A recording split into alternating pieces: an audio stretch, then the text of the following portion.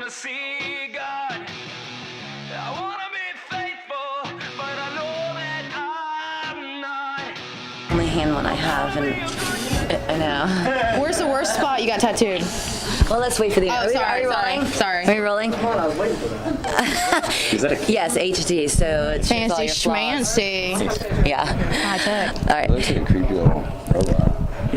It looks like a creepy A what? little robot. No, you short what- circuit face. Yeah, what's the battery's not included? That's what. That's my age. What?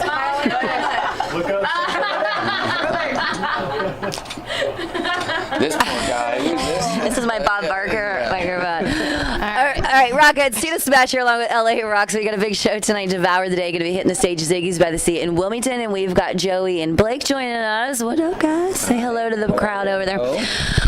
So we were talking about your tattoos, actually, before we, actually, while we were rolling. We'll probably just leave it on there so you'll see that. But we were talking about tattoos. Now, it's LA's birthday. This is going to be her birthday show, so. Happy birthday. And again, some, Happy birthday. thanks, We were just talking about her getting a sleeve. So, any recommendations of what she should and should not do for getting tattoos? Should and should not do.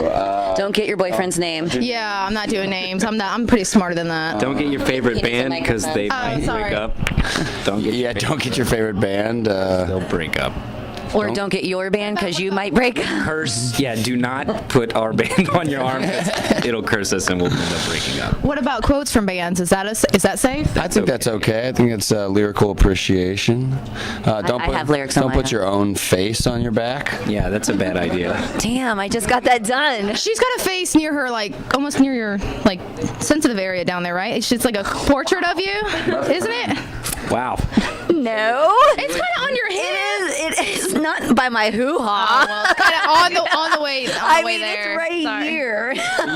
Wait. It's a You portrait have of your your own face? grandfather? No, Of herself. I have a Herself. caricature of a friend of mine that he drew this picture and tattooed it on me, and it is a likeness of me. It is not me, but she's sitting on a speaker and she's got like a microphone. It's all music related kind of stuff. Yeah, I'm not that vain. Well, I'm kind of, but anyway. So Egypt Central, you guys have done. What can you give us a lowdown? I heard a rumor that the singer just kind of bailed on you. Well, kind of. This girl in the middle of nowhere tattooed the band logo and the name on her arm, and we broke that up was immediately afterwards. That was it. Wow, it's bad. As soon as she got it, it was like she posted a picture of it, and we broke up that day. No, long story short, our singer rolled on us, so we had to start over. And so we started making new music together, and lo and behold, here we are. That's it. Well, did you keep it just the you two? Is that English just you two? Because that way there's no issues. It's just you two, man. Yeah, I think after years, a decade of having label and management and producers and band members who don't contribute and all these people kind of just getting in the way of Blake and I making our artwork, we just didn't want any of them there anymore, and so we did it without any of that. It's got to be harder, though. It was a lot harder, but I feel very blessed to have Blake. Blake's an excellent engineer, a great producer. He did all the stuff from my house, so we've been friends since we were kids. So it's just really more of a dream come true at this point.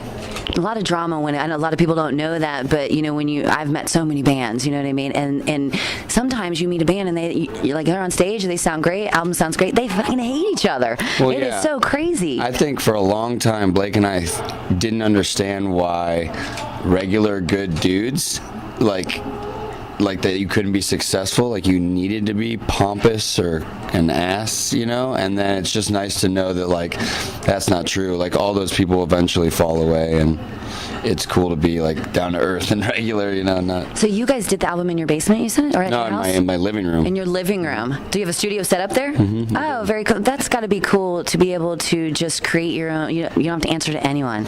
Yeah, that's what. And we took a little bit longer to do it, but at that point we didn't have to answer to anybody, so. Yeah. Well, Time and Pressure is the name of the new album, and I have to tell you, I love the first single, or the first song on it, Respect. I love that song. The whole album is really, really good. It's very different. Not one song is the same. You know what I mean? Did you guys do that on purpose, or it was just what you guys were feeling when you were writing it? No, I think that we very intentionally believe that our genre and our world, even in radio, is changing, and the market is changing, and people are getting tired of the same old thing. And I think it's very regurgitated. You know, I think rock.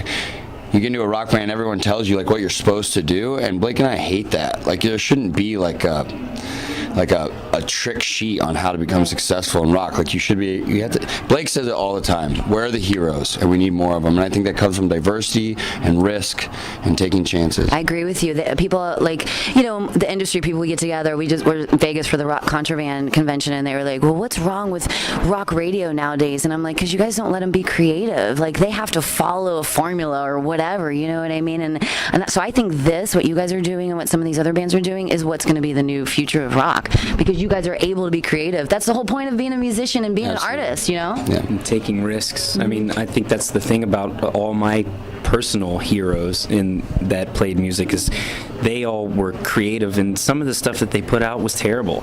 In fact, some of Tom Morello's solos, in my opinion, I'm like, what is he doing? But, you know, he was also an inventor of an entire style of music, and the band was, and I think that I haven't seen one of those people emerge in a long time, or a full band where each member is somebody that, you know, no matter what you played, or even if you didn't play anything, you could look up to each one of them because you knew that they were brave enough to do something that was risky, that might not work.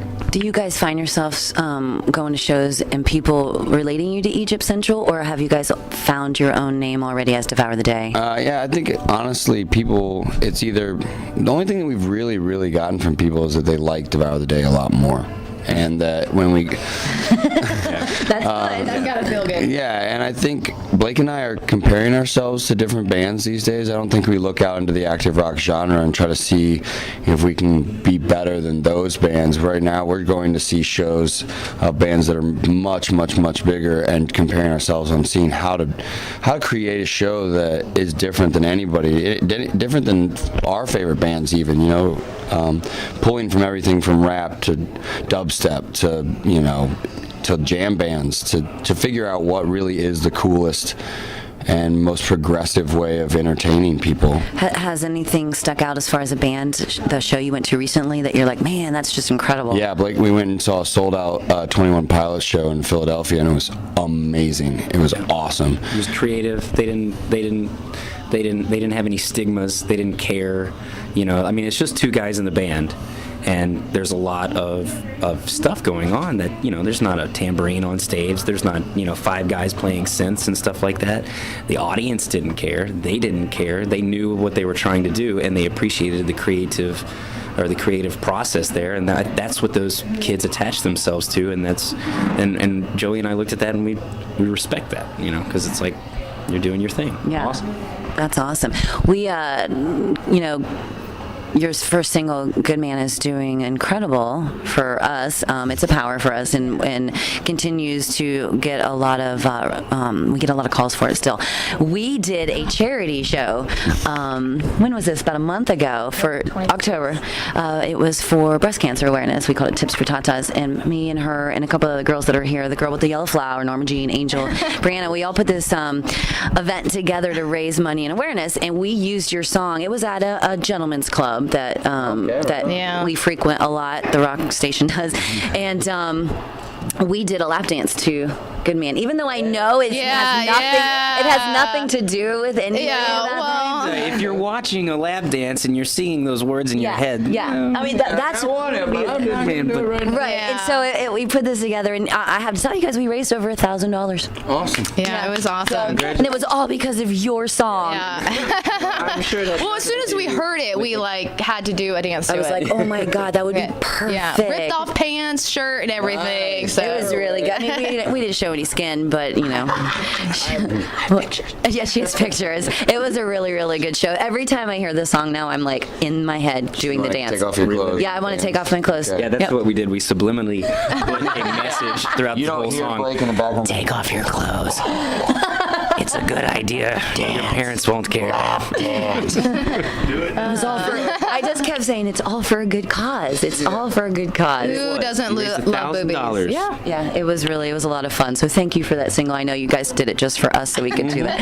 I want to talk about another song on the album because I love it, and I want to know where it came from. And I didn't, I haven't had a lot of time to spend with the album yet because I've been so busy. But Drifter, which is the last song on the album, I love that song. Tell me about it, and I hope there's a great story, or make one up because I love that song that much. No, I think a lot of the Drifter has to do with really, I think it's kind of like closing the book on Egypt Central for both Blake and I. The last 6 months of that band were really, really hard on both of us. We felt very alone as the guys who had literally written the entire record, and everyone was making money off of Blake and I, and we were giving even cuts of everything. And I think that we were ruining relationships at home. My marriage was falling apart. Very real stuff was happening, and I think for both Blake and I, that song came out of many, many, many conversations about us feeling like we couldn't help who we are, but that it's not necessarily always what it's cracked up to be. Was that one of the hardest things you guys had to do? Was pick up the pieces and do Devour the Day, or did it just kind of come together? Because you said you were having problems with your marriage and at home, and so was that something that you considered maybe walking away from the business? Because okay, you know what? Maybe this is my out. Maybe this is somebody telling me, listen, I need to repair what's going on in my world, or were you more or less no, this is our chance, our opportunity to go do something? The hardest part was just the destruction of the band, watching everything just fall apart, and we couldn't do anything about it because some asshole wouldn't pick up his phone.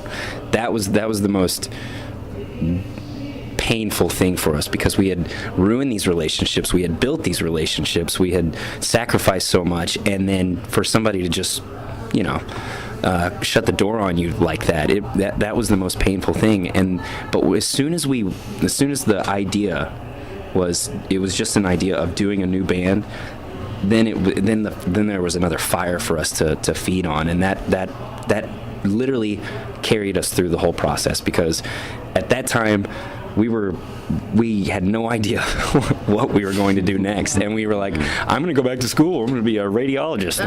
Yeah. I want to be one of those guys that changed the dolphin at SeaWorld. Yeah. Change the dolphin? Yeah. What are you gonna change? What do you change a dolphin? Just some obscure, horrible job. That's all. The dolphin. Chain. I thought you said change a diaper. I said train the dolphin technically, but change the dolphin feels very like a diaper, like an old dolphin. That's why I was I don't know what a dolphin diaper looks like, but yeah. You put it back in the water. Egypt Central. The seventh dolphin. No, that to reemerge was the hardest part, but we did, and the vindication that came with having a single that did better than anything that we had done in Egypt Central, and all the success and all the things that have happened because we did not give up.